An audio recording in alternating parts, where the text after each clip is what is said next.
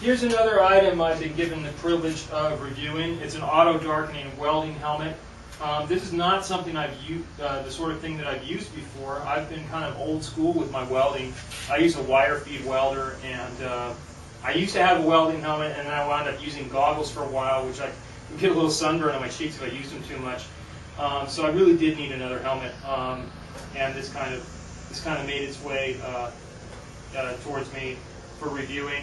And I think it's a good product. It certainly serves me. It's got some good features.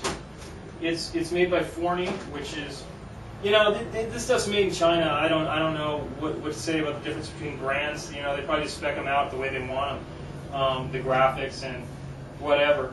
It does have batteries you can change. It's got a recharge solar panel here, and you can change the batteries out. So in reading about some of these, I read that maybe some of the lower end ones, like you couldn't even take the battery out. So like if the battery goes bad, you have to throw it away or something. I don't know.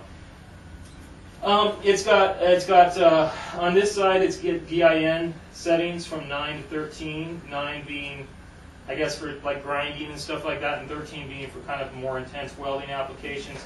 On this side, it has high and low settings for what's gonna provoke it into going dark. On the high setting, you can wave your hand in front of it and it'll flash dark. On the low setting, it won't do that at all.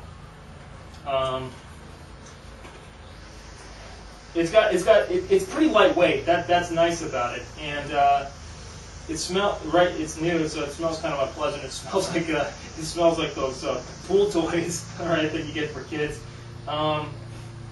And it's got this geared mechanism, so you can adjust the tension. You know, with this, I mean, you can see through it. You can see through it when you're using it, so you're not always going to have to be flipping it up to see what you're doing. But you know, remember the old style. You know, you flip it up and then you use your chin to bring it down. So you could do that with this by loosening these and like that. You know, if you want to do it like guys do it in the movies, but that's not really necessary with the see-through.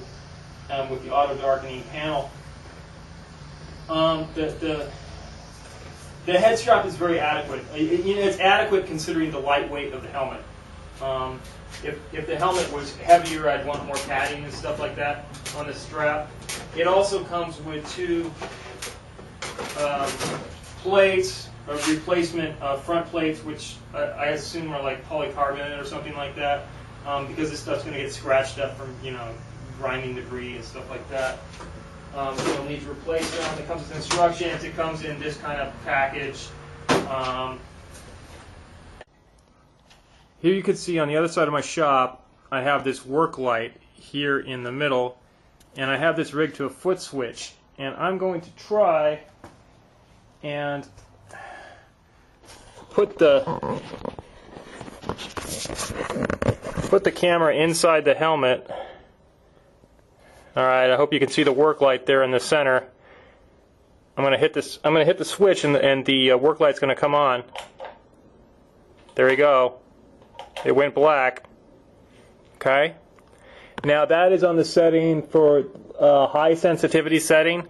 On low sensitivity setting, it might not do that, and it's also set to 13 on the welding sensitivity. I'll do that again. So this is maximum. This is maximum darkening, and I'm gonna have to crank the welding sensitivity down to, or the you know, light setting or whatever, down to 9. So you can see that's what 9 looks like. All right, and if I change the setting to low sensitivity, with darkening of 9, well, that's what it does. And if I turn this up, I'm kind of having to hold this with my chin. I just turn the setting up to all the way to 13, and